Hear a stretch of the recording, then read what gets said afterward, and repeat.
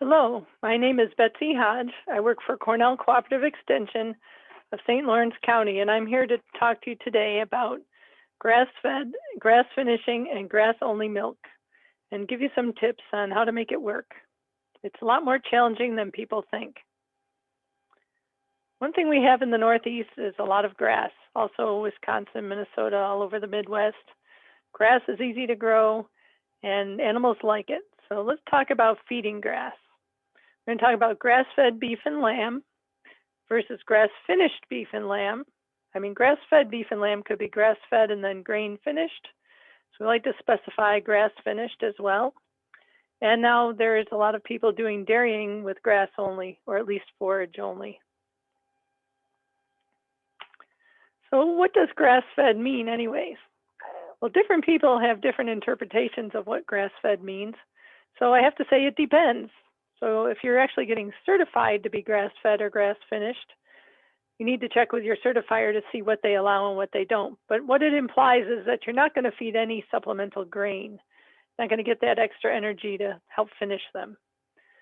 So there are other forages besides grass that are okay, like clover, other legumes like alfalfa, birds with trefoil, weeds. Some are annuals, as long as they haven't gone to seed. Some are corn and small grains, as long as they haven't headed. Sorghum that hasn't headed. So you can use a lot of our grain plants, but without the grain. And it's not okay to use corn silage because that normally would have the grain, ears of corn chopped up inside it, or anything with small grain heads as well. So there's some things you need to note when you're doing grass feeding. To get enough of the nutrients, energy, especially that your animals need, you need to look for a feed that has an NDF of 45 or below. That's neutral detergent fiber, and you can get that information by doing a forage analysis on your forages. Your feed store or your cooperative extension can likely help you with getting the right kind of sample and getting it sent to the right place. Now, when I looked through all of our hay samples that I could find back for quite a few years, I couldn't find anything below 45 NDF in our records. And we make pretty good forages here. So that led me to believe that it's going to be quite a challenge. We're also looking for a TDN, or total digestible nutrients, of 60 or higher. So TDN is sort of used as a measure of energy, even though it isn't exactly what it is. It's an indicator of the energy, let's put it that way. So I did find some hay and pasture samples that were that high or higher, but only one with a low NDF, and that was a pasture sample.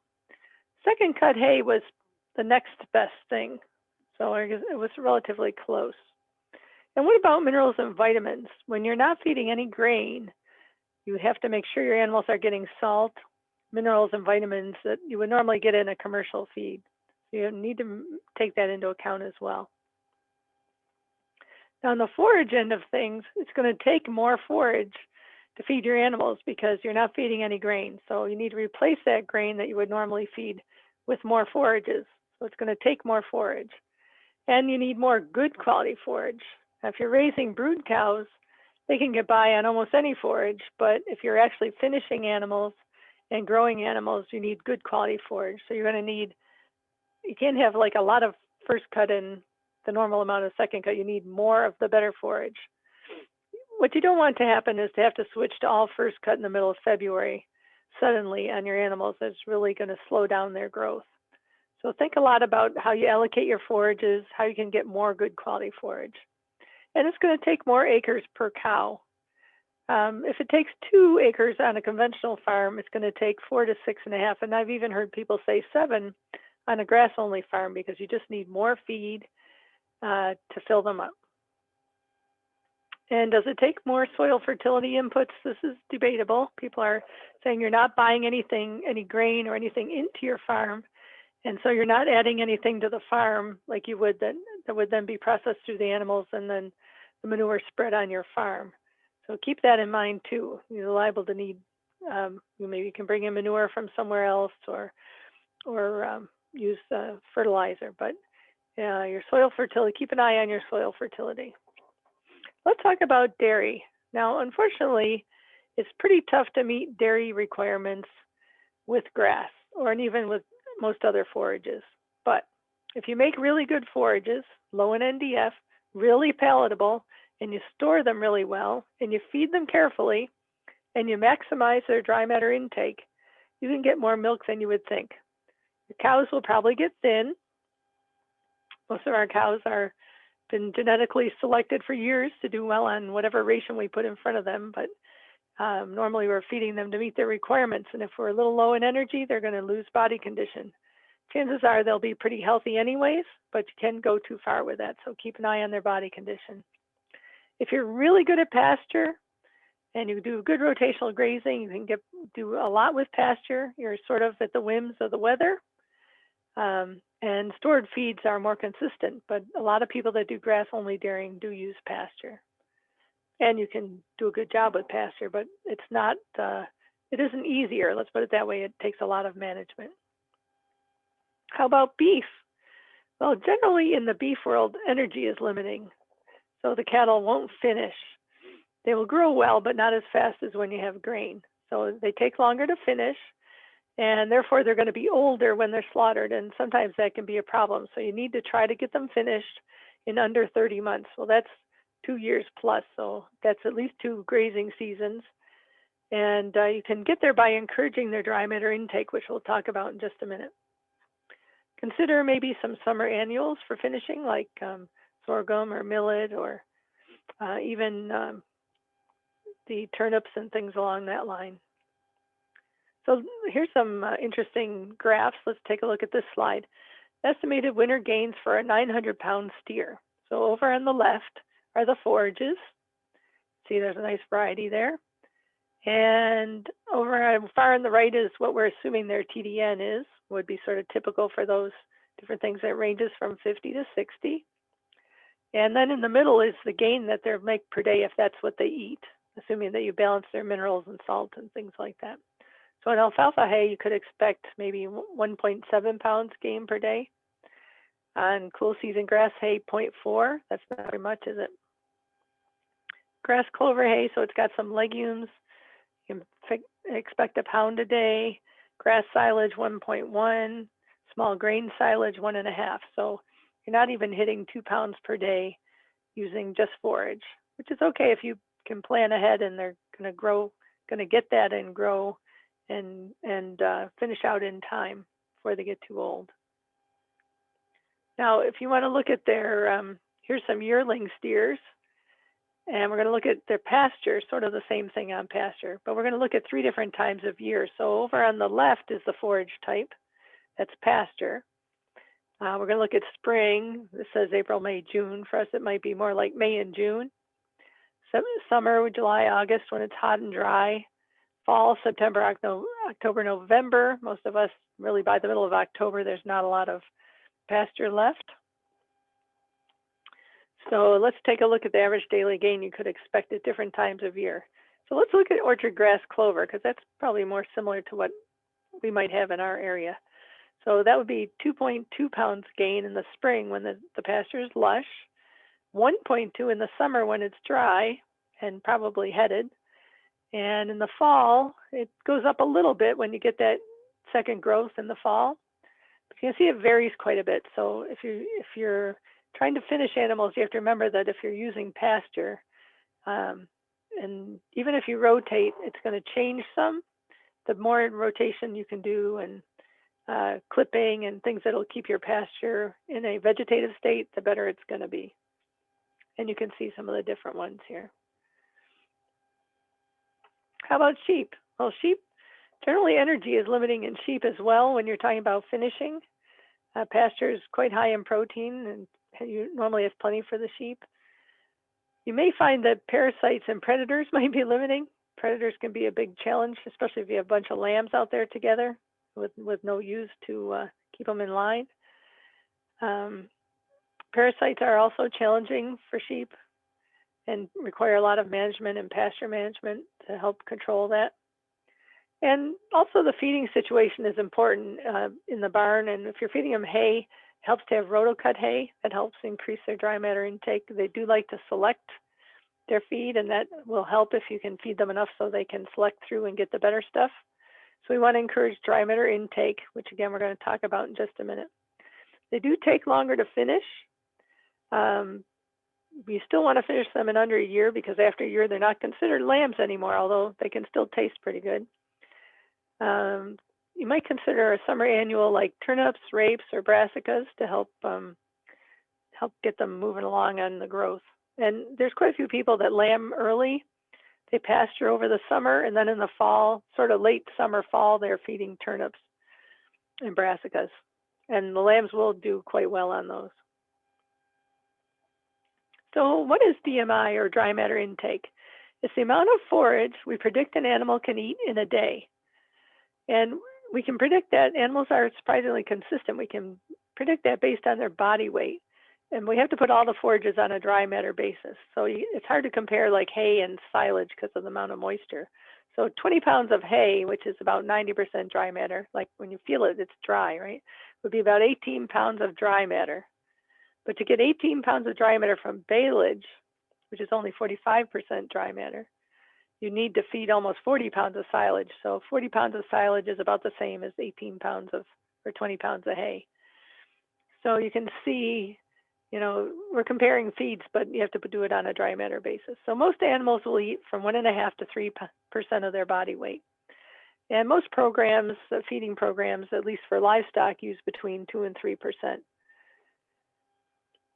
This can help you predict how much hay they'll need for the winter and other times of year if you're feeding stored feeds.